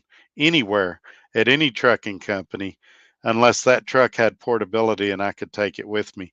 Now my Swift truck here, if I stay till June, I can put 10 to 12,000 down and I can move it to another company. The problem is at that point, I've got about 2.5 years till the truck pays off. And then I've got to make an 84,000, almost $85,000 balloon payment.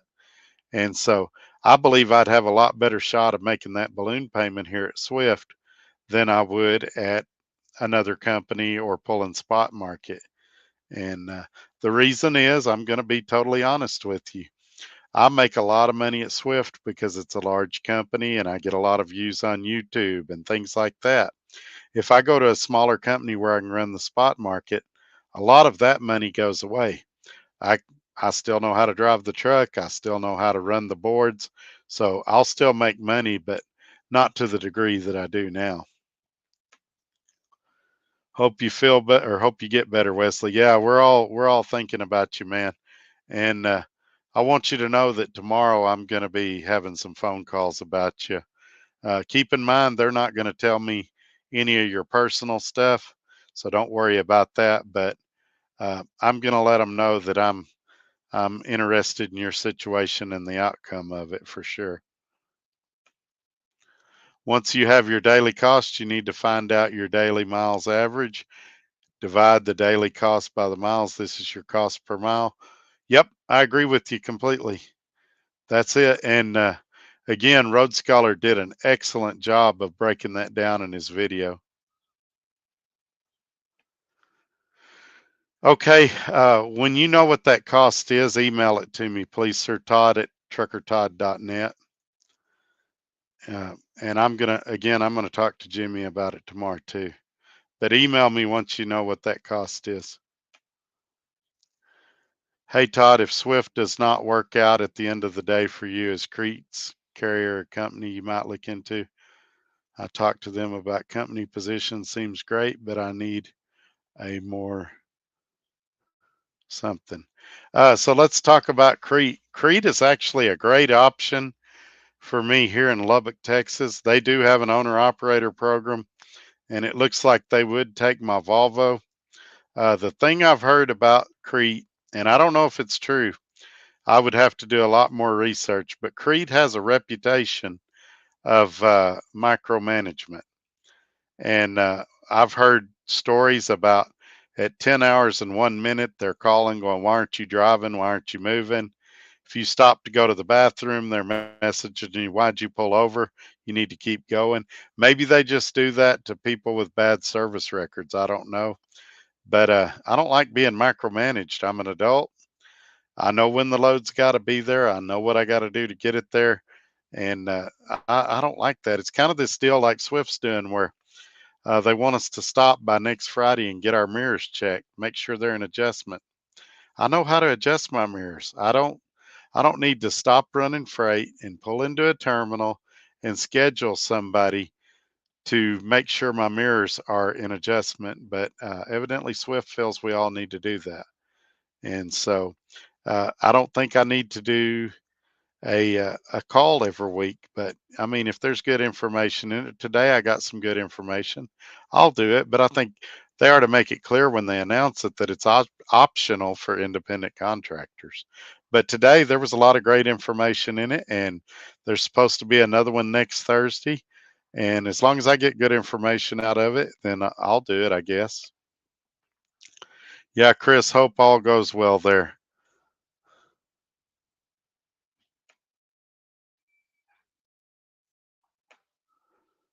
JB Hunt is a quality company. Well, there you go. Road Scholar likes Trucker CFO also. Is and hey, Road Scholar, were you already with them, or did you go to him after you saw him on my show? Or because I know Dart pushes ATBS, which I think ATBS is terrible. They leave it up to you, but that's their preferred accountant. I don't know about that. I'll ask Jimmy tomorrow.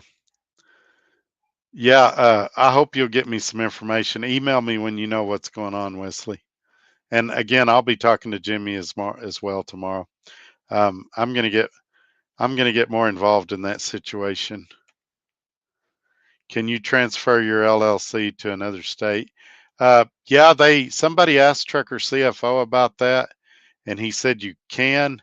That certain states it's easier than other states, and he recommended that you call his office and tell them your specific situation, and they'd give you details. $7 a mile is great and all, but if you aren't getting the miles, then it doesn't matter. Yeah, even when I ran the load boards, there would be some loads that paid $4 or $5 a mile, but they'd only run 30 miles. And that's why what Road Scholar's talking about is so important. If if you know what your daily costs are, say your daily costs are $250, and you're doing $4 a mile for 30 miles, you're only breaking even that day. And really, you're losing because you've still got other expenses like eating and things like that. So that's why I say that. But yeah, that's if you can get it down to a daily, then you know how many miles you've got to run by the rates you're looking at for what you got to make. And you need to also know what your bills are at home. Is your home expenses 4,000 a month, or 2,000 a month, or 7,000 a month? Mine are really, really high, and that's one thing we're trying to do is pay down some debt right now. Be a slave to these companies that you're making payments to. Let me be clear. I was talking about an LLC in Texas. Trucker Todd is correct. Yeah, and you can ask the good old Google too. If Google says it's easy in your state and you have the knowledge and the background, you want to take a shot at it, go for it. But in an open public forum like this, I'm gonna encourage you to talk to Trucker CFO. And I mean, I have guys even when Trucker CFO's on, they're like, well, why can't I just get QuickBooks and do it myself? And the answer is you can, but there's a chance you're going to make a mistake. There's a chance you're going to miss a deduction because the tax law changes every year. And if you've got somebody you're working with, like a Trucker CFO, and I say like a Trucker CFO, he's the only one I found like that. When I got mad at ATBS, I contacted a lot of tax services, and they were the ones that stuck out in my mind. And I can't tell you what a relief it's been working with them. But if you want to try QuickBooks and you think you've got that, you can. But I think in the long run, you're going to be better off letting a professional help you. I mentioned I'm going to do some of the repairs on my Volvo, but I've got a Corvette sitting in a shop that I tried to do some repairs that was above my grade. And now the car's in pieces, and I've got to pay a mechanic to come out to my shop and put it back together. Same thing with that Volvo. The stuff I can do, I'm going to do. But the stuff that's above my mechanical ability, I'm going to hire a professional, and that's all I'm saying about taxes. Know your limit and know when to stop. And I'm not going to give you tax advice. I'm not interested in being in trouble with the law, but I am going to ask him your questions when he comes on the last Tuesday of the month, and I hope you guys will join me for that. FYI, you have to do a straight lease with Prime for 6 months now before you can order a truck through lease purchase. Okay, yeah, there you go. I know at one time it was 3 months, and I think you told me they did increase it to 6 months. Chris coming back with some more information. It is 14,000 down plus 100% of all the upgrades. It's broke down 5K plus all the upgrades when you order, and 9K when the truck comes in. Average down payment is around 19,000. See, that just seems like a lot to me. I feel pretty confident that if I had 19,000 to put down, that I could finance it on my own. And I don't have outstanding credit, but I've got decent credit that's improving. Payment with APU is around 1,200 a week, $100 balloon at the end as of right now. Yeah, all of these companies are changing stuff so much that it's really frustrating to be a news and opinion channel and try to get y'all the latest information. Because the second I get one detail wrong, other YouTube channels start saying, "Oh, Todd's an idiot. Todd don't know. Todd's a liar. Todd's a recruiter. Todd's this. Todd's that." And all I'm trying to do is give out accurate information and help people. So I'm getting a lot more careful now what I say as a result of that. And I'm sure you can see that in tonight's video. You're right, Todd, still 14 down. Can't move the truck for the first year. So after the first year, you can move it, because that's different than what I was told before. See, all of a sudden, if you can move it after a year, then it might not be such a terrible deal. I just don't like the idea that for the whole lease, you can't move it. But if there's an option after the first year, then maybe it's not a bad deal now. Uh, like I said, as you're there and as you go, I'll be curious what your experiences are. From what I remember before, companies get a tax incentive for each person that get their CDO because they make the person employable or something like that, plus the cost of trucking school. Makes sense. It wouldn't surprise me. I don't know for sure. I think it's probably different in each state if I was guessing. Gregory Spears. Hey man, glad you made it. Yeah, he's really a good guy. We never met in person, but he does a lot of good videos, and he's remained supportive of me. He's made a couple of videos in defense of me when things got bad and everybody was trashing me, and so I really appreciate Road Scholar, and I'm not going to get on here and trash him ever. I really do appreciate him. Here's the link. He's got it in the comments for his video where he talked about costs per mile. That's a video that every one of you need to see. And I may go back and pick up the link for that video and share it in a community post because I think it's a video everybody needs to see. Um, and I didn't think that way until I went to work at Dart and I started thinking on a daily basis. And his video just reaffirmed that he and I were thinking along the same lines. So that link, copy it and go in there and copy it, and then after this video you can paste it in your browser and it'll come up for you. And I think it's well worth the watch, and it's not that long of a video, but in my opinion it's one of his best videos. Thanks, Road Scholar. Yes, thank you, Road Scholar, for that link. Normally, the moderators won't allow links in here, but I'm going to ask you guys, please leave that link in here because I think it'll help a lot of people. Accelerate Leasing, Indianapolis.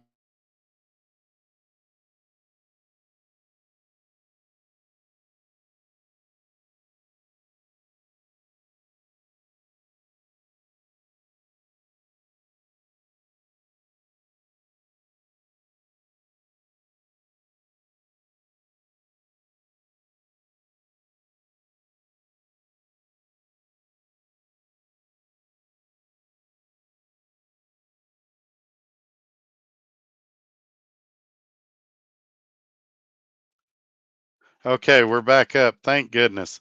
We crashed on Tuesday and I thought we had just crashed again. I'm owner operator for Swift, not heard about the mirror check or weekly videos.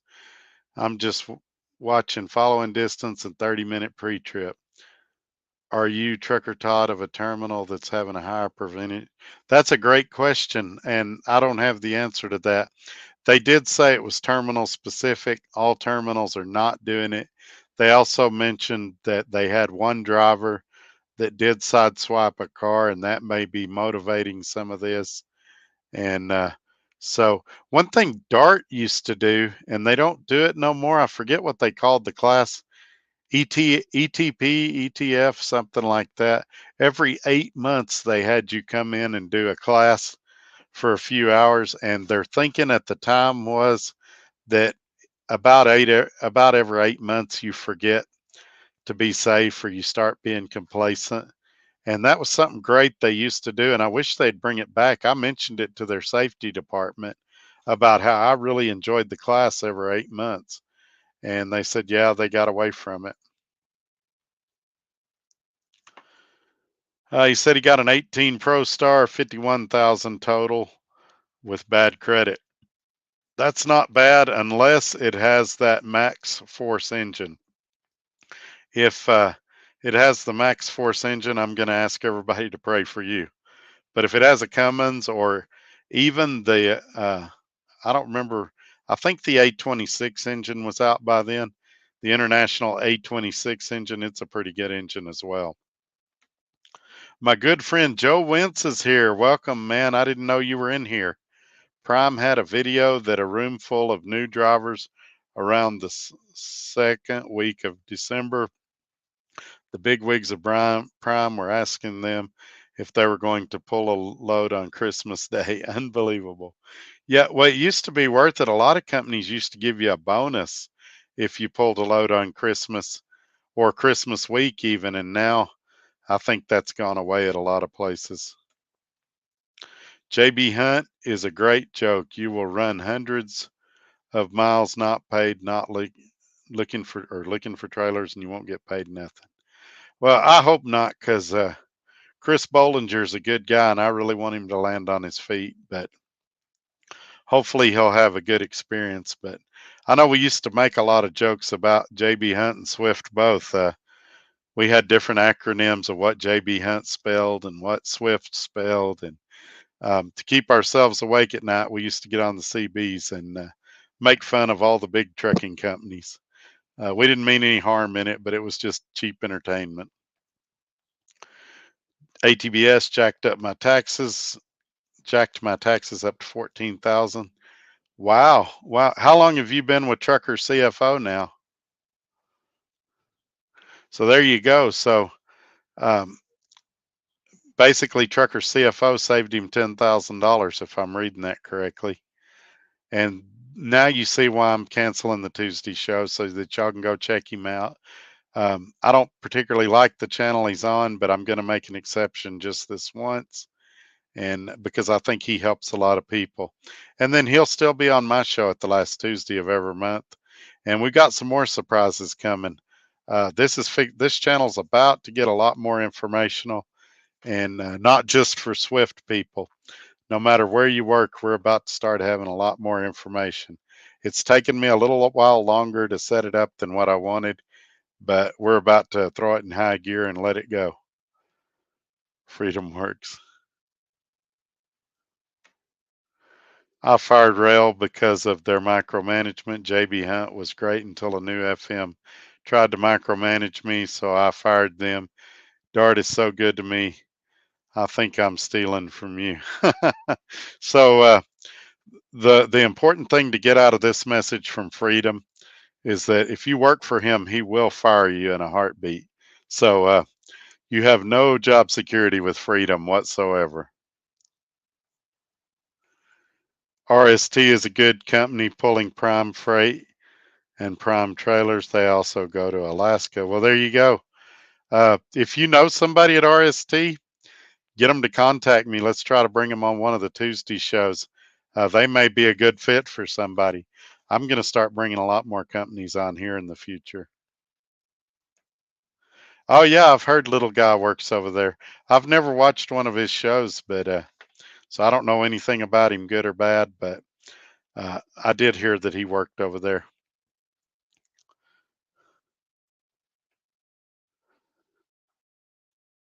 I became suspicious of Dart. Yeah, I went away for 20 seconds or so, but I'm back. I need your help. I need someone that will hire me. I have zero experience and on the SAP program. Yeah, you're going to have a tough battle. And I'm not going to be the guy that's going to have a lot of knowledge about that. Hopefully, somebody in the comments can point you in the right direction. But that you're dealing with some stuff I've never had to deal with.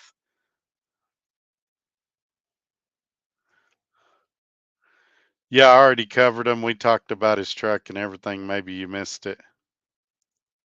And he's got some more comments below we're going to cover. I was suspicious of Dart. Why are they so good to me? There you go. Hey, it's probably your charming personality, Freedom. I was told that there has been a few sideswipe wrecks. Yeah, I'm sure there has been, but if you've got guys, they've got cameras now is the deal. And if you've got guys that are getting a lot of lane departures on their camera, then you have classes with those guys. If you've got safe professionals out here that don't have nothing, and even more are on their own insurance, you let them go out here and do what they do. Let them work. I just don't believe that you punish the whole group because of what a few do. You've spent thousands of dollars on technology to to monitor what drivers are doing. Use that technology. If you got somebody that can't stay in their lane, maybe you talk to them about side swipes. Or if you've got guys that people are calling in on them, maybe you talk to those guys. I just I don't see why you bring everybody in. Yeah, and Joe Wentz will be on this show. I gave the wrong dates. He's got two shows coming up, uh, and I don't want to get the dates wrong. If he's here, maybe he can comment. He's going to remind me when it gets closer to time. If I happen to have a guest booked or something, I think we're bringing him on the Thursday show, so there won't be any guests. But he's going to play some music and hang out. He's been on before, and everybody liked when he was on, so we are bringing him back at some point for a couple of Thursdays. I think is what we're doing, or a Tuesday and a Thursday. I don't remember what I told him. Anyway, Joe's coming again in the coming weeks. You can lease truck on with anyone. It's got the international motor. Absolutely no problem. It's a risk on anything. Now remember Burlington. Yeah, yeah, that's true. If it's got that A26 international motor, that's a dang good motor. I don't care what anybody says. That's a good motor. Truck has a warranty. I had a Packard. It was worse than my international. Yeah, I had a Packard at Dart in the Kenworth, and it was a good engine. But I know people either have one extreme or the other. They either have the Packard and they love it, or they have the Packard and it's a turd. And it doesn't seem like there's any middle ground on those engines. Yeah, he's saying that again. He said that a few times now. Call CFI, Joplin, Missouri. So CFI will help SAP drivers with no experience. Somebody here saying USA will also help drivers with no experience in SAP issues. Western Express might be, yeah, they may be. Keep in mind, some of these companies aren't going to treat you that great, but with no experience and with your record, you're going to have to start somewhere. Can you talk about the meeting today regarding the accident the OOC was talking about? So they didn't give us a lot of details in the meeting today um, that I remember, other than that they had a side swipe incident. The other one you're talking about, I'm guessing you were in that meeting too. They had a driver that was being passed by another truck. The truck hit him with his trailer, hit the Swift driver with his trailer. The Swift driver became angry and it turned into kind of a road rage incident. And the driver ended up getting his contract broke over it. Is kind of the high points. The um, the thing I would say about that is, had the driver not lost his temper, it would have been the other driver's fault. But when he lost his temper and they went back and forth and almost ran a car off that was trying to get on, it became a serious issue. So um, we all get frustrated out here sometimes. And I think the thing that I want everybody to take away from that is just be careful out here. And, even if you're a big tough guy and you think you can win every fight, don't be inviting trucks to pull over or anything like that, because most people are packing guns now. And no matter how tough you are, you may have trouble beating a gun. If they need to go that bad, let them pass you and keep going. And if they hit you, pull over on the shoulder and call the police and do an accident report. Don't then try to run them off the road or keep going, not let them in the right lane, let them hit you a couple of more times. Um, there's a lot of mentally unstable people out here, and there's a lot of people that their life has taken a turn for the worse, and they've got nothing to lose. And don't make it to where you've got a lot to. Don't make it to where your life has nothing to lose because you're out here trying to even a score. That's weird that you knew about that crypto. Were you in that meeting today also? That's what it is. Frey Miller, yeah, I've heard good things about them. If Frey Miller would take you, or Fry Miller, however they pronounce it, if they would take you with no experience in an SAP situation, that'd be a great place to go. No CFI, no failed urine test. Oh, okay. Ah, okay, okay. Um, it's funny you're here because Jimmy said he might pop in tonight. I haven't seen him yet, but that's cool that you were there. I didn't realize you were there. Did I hit all the high points of that accident you wanted me to, or is there some more you want to talk about on it? Craig Beats is here, and he's enjoying the show. I guess he's having a good laugh. None, not one of the good companies are going to hire a dopehead. Well, they're going to. The reason good companies aren't going to hire people with a criminal record or a drug history is because they're good companies and they can pick from the best. The best want to go to work there. The lesser companies are going to take people with challenges in their past because they need drivers and that's all they can get. It's like when you go to the prom. If you're the prettiest girl or the most handsome guy at the prom, you can pick the best one there to dance with. But if you're kind of the shy, nerdy kid, you kind of have to take what you can get. And that's kind of, think of some of these trucking companies as the shy, nerdy kid. So we talked about the Volvo a little bit earlier in the show. Now that I've got the banking stuff handled, which was what I was working on today, starting tomorrow, I should be able to start working on it. First thing I'm going to do is take it and get a service done on it. And I've got a hood mirror that no matter what I do, I can't get it tight. So I'm either going to get that fixed or replaced. And then I'm going to do a few little things to it. I've got to call my OOC tomorrow. We're going to have a conversation about that truck and how we can use it and things like that. And then I'm going to make a decision in the coming days. There's a lot of people that feel that I'm leaving Swift. And the truth is, I've I've been offered some opportunities, but I haven't made any final decisions. There's a lot of things I like about Swift and a few things that I don't, but that's true with any company. Michael's back. Glad you're here. We're still going strong. We're doing one of our marathon shows. We're at the 2 hour mark. We still got good viewership, so we'll keep going as long as it stays this way. I drive 60. I'm owner op.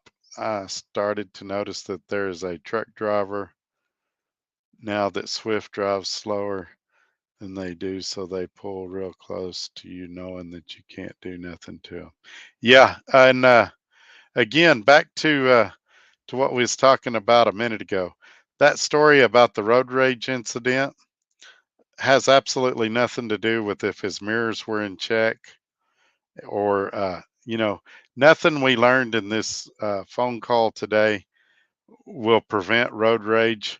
I think that's a separate issue that they need to, if they want to use the cameras for good, maybe that's the good thing is if they see somebody has a lot of lane departures, then bring them in, counsel them or whatever. But to just blanket do all of us, I'm not a big fan of that. And I want to be clear too. I think Jimmy is probably the greatest fleet manager, OOC, whatever you want to call him, that I've ever dealt with at any company. None of what I'm saying tonight is meant as a negative comment towards him. And I want to be real clear on that. Most of the people at Swift, I could name you a dozen right now, are great people, but it's just a few bad apples that really make things frustrating sometimes. Remember when me and you started Builders Transport was the worst company along with, yeah, Builders Transport was one of the companies I looked at when I was in truck driving school because I didn't know any better. And I ultimately decided I didn't want to pull reef or to pull flatbed. And you remember the old green and yellow cab overs they had. But Builders Transport, them and USA Truck and Swift were the three I was looking at. And I didn't have a clue. Yes, sir, I was there with you in the meeting. That's awesome. Gone right. New driver and new Swift employee started my second mentor tomorrow. Hope it goes good. First mentor was a horrible experience. Oh yeah, what happened? If you're comfortable saying in here, if you're not, I get it. Hopefully tomorrow you'll get a good one. If you leave Swift, how could they handle the lease part? Appreciate all you do for helping other drivers. So there's some stipulations in the contract. Basically, they can cancel the contract at any time for any reason, but so can I. If I cancel the contract, they can charge me lease payments until they release the truck, which on a 2022 shouldn't be that long. It's a really nice truck. I don't think they'll have any trouble leasing it. They can also charge me any refurbishing that needs to be done. And it goes into details about if you've drilled any holes in the truck, how big they can be, and things like that. They can charge me for any maintenance that I've neglected or any maintenance that they see that needs to be done. Typically, when somebody turns a truck in, it's $5,000 to $8,000 by the time they get done hitting you. My truck's in pretty good shape. It's filthy right now, inside and out. So I would try to clean it up as best as I could. Maintenance wise, I just had a service done. All the tires are good. So I would figure I'd land somewhere in the $2,000 to $3,000 range, which is fine. I figured it out the other day. I'd save a little over 3,100 a month running the Volvo, and I would just parlay that money in savings in case I had maintenance issues or things like that. Crypto agrees with me. Crypto was in the meeting with me today. Crypto, now that I know who you are, I'm going to make you a moderator too. Make sure you tell Jimmy I was saying a lot of good stuff about him too. he he's one of those guys that looks nothing like his voice. When you hear him on the phone, he sounds like a real small guy, but when you meet him in person, he's like a big, tall, bearded guy. Looks like he might be a biker, and I could just imagine a guy that threatened him saying, "I'm going to come to your office and whoop you." And then you got there, you're like, "Hey, how you doing? Can I buy you a coffee?" Uh, I don't think I don't think if I was going to pick a fight with somebody that Jimmy would be my first pick for sure. But he's as nice as he can be. I can't. He's one of those guys I've never heard one person say they didn't like him or they didn't think he was a good fleet manager or nothing like that. I try not to talk about him a lot on here because then he'll get 20 calls of people wanting to be on his board. But he really is outstanding. And the terminal manager in Oklahoma City is also a great guy. He's been there well, he was there in 96 when I started with Swift, and he's still there now as a terminal manager. And I recently sat in his office and talked to him a while. When they were doing my windshield, he's a great guy, real driver friendly. And I don't want to say he's got an open door policy, but I will say he's very accessible if you've got an issue. And he's reasonable to talk to. He'll listen to what you got to say, things like that. If I do leave Swift at some point, it won't be because of the Oklahoma City terminal. I feel very comfortable saying that. 57-mile-an-hour cab over international. Yeah, people think I'm crazy, but that's what my Swift truck, 57 back in 96. And then I remember a couple years later, they went up to 60 and we were so excited. And if you leased a truck, it was 65. And a lot of people were leasing trucks just so they could go 65. And the very first Swift lease purchase, you had to put $10,000 down, and that was the barrier to entry that stopped a lot of people. If you're already considering, if you are considering getting your own authority, if you don't already know, some brokers will not. Yeah, I've talked about that on some other videos, and I'm not considering getting my own authority. I feel real comfortable saying that. It's just not, it's not something I've ever wanted. Now, I might get my own trailer. I might lease onto a company that lets me run load boards at some point, but I have no desire to have my own authority at this point. And Big Rig, he's told me both privately and on here, he really thinks that's the direction I'm going. And I've told him I'm not, but he doesn't believe me. He thinks I'm trying to throw everybody off. Sorry, my other phone died. I'm back now. Good deal, Freedom. You're going to want to watch the replay because we were talking a lot of crap about you while you were gone. We said a lot of things about you that I'd never say to your face. So make sure you check out the replay. Did you get an oil sample on the Volvo? No, I did not, because I bought the truck for $5,000 from a good friend of mine. And honestly, I didn't care because I bought it so cheap. If it blew the engine tomorrow, I could sell it for what I paid for it and what I've got into it. I picked it up and drove it to Texas, is what I did. Um, had I been buying it from a dealership or somebody I didn't know, or something like that, I probably would have. I hadn't done one now because they say on an oil sample, it's best to do it mid-cycle in the oil change. And this was end of cycle for sure. It definitely needed an oil change and had been sitting for a while. So I was afraid the results would have been skewed anyway. Yelled at me a lot, would not teach me anything, had me drive in the middle of the night in the snow while he slept, told me to drive with a tractor flat. I refused. Yeah, sounds like a real good guy. I'm glad you got away from him, and hopefully the next guy will be a lot better. Crypto agrees that Jimmy's a cool dude. Yeah, he really is. And if I do leave Swift at some point, I will miss working with him. So, one more thing, Crypto.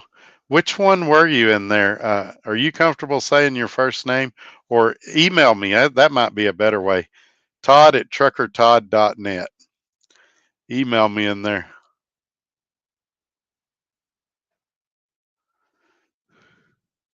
I paid for an '04 W900 at Swift in '07. Working Walmart, DC, Wintersville, Ohio. Yeah, Jimmy and I were talking one day, and he actually had one with Swift. I think it was a W9, or it might have been a T6, T2000.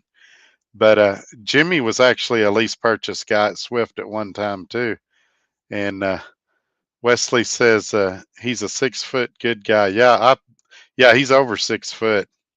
But his voice, when you talk to him on the phone, it's deep. It's a deep voice, but he doesn't come across as like a really big guy. And when he walked up to me the first time at Oklahoma City, he was like, "Hey, Todd," and I was looking at him like, "Do I know you?" And he's like, "I'm Jimmy," and it still didn't register. And he's like, "Jimmy Tucker, you're OOC," and I was like, I would have never guessed that because his voice don't sound the same in person either. I had to put 5,500 down on the W900. Wow. Well, there you go. So see it. People take for granted now that most lease purchases are zero down because they had some pretty big down payments back in the day. Let's see here. My terminal leaders have been great and very understanding about getting me with another mentor. That's great. What terminal are you out of? Hey, Ocho Mingos is here. Hi, Todd. Have a great evening. Thanks, man. I'm glad you're here. I gave 138,000 for the truck at Swift. Man, the way truck prices are now, it's probably still worth that much if you could find it. Hey, Todd, Prime for new students coming in isn't the place to go. They train you on a team basis, so the trainer is in the back sleeping while you're driving. I agree with you. Unfortunately, it's not just them. It's a lot of companies are going that route. And like I said, I would like a system where the trainer's up front with you the entire time you're in training, and that he just receives some type of salary plus the miles the student drives or something like that. But even in that situation, then you'd have a trainer pushing the student possibly beyond what they should be doing. So Don says he's out of Troutdale. I hadn't been to Troutdale since, man, it'd probably be 97. Somebody said that the terminal is pretty good, but that the parking's pretty crowded up there. So I used to go to Oregon and Washington a lot. I guess I need to go up there and check out that terminal. 79,500. Wow. No good. Wheel time is important. Yeah, I agree. And I don't know how these companies think somebody's being trained if the trainer's asleep in the bunk. And I don't know how you sleep like that, because you're putting your life in that guy's hand. If he falls asleep, or if he overcorrects or something like that, you're dead.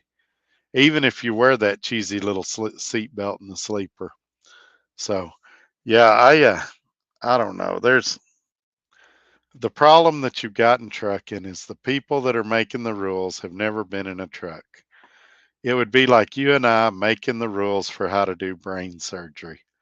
We've never done brain surgery, but yet we're going to regulate it and tell other people how to do it. But all right, we're at 2:12. If you guys got any more comments, throw them up. We'll try to get to them real quick. If not, I'm going to wrap this up. I've been at the bank all day. I'm freaking exhausted. And we'll pick this back up, not on Tuesday. Don't forget, we're going to go to Contractors Corner. The one time in my life I'm going to recommend you watch that channel. All of you go check out Road Scholar's video that he put a link up for. It really is some of his best work. Let's see. I think we got some more comments coming up. I honestly don't know where Jason is. I believe he's still at Swift, but I can't confirm or deny that. I really believe that Mr. Jason, when he resurfaces, that he'll be running his own authority again. I could be wrong about that. I don't have any ill will to him. I hope he does well, whatever he decides to do. But I've got a gut feeling that he's going to open his own authority again at some point. And I don't know if the guys that run around with him will run under his authority or get their own, or if they'll do something like I talk about, lease onto a company and run loads under that company, or what they'll do. Yes, sir. You too, Don. We're going to hang around a second because we're still getting some comments, but we'll probably wrap it up here pretty quick. Sounds like my voice is going away.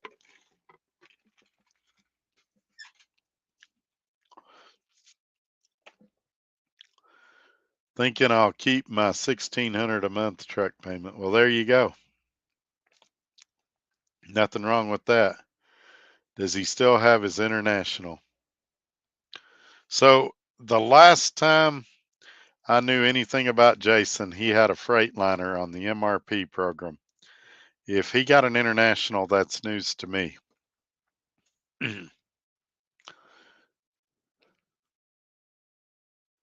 Which I'm one of those guys. I think International's an okay truck. I know everybody hates them, but I could argue for or against any of the truck manufacturers. All righty. Anything else? I hate to leave. We've still got 36 here. We was at 50 for most of the night. And so I appreciate everybody coming in, but probably getting close to time to call it a night. You guys, we'll see you next week. Thank y'all for coming in. Bye bye.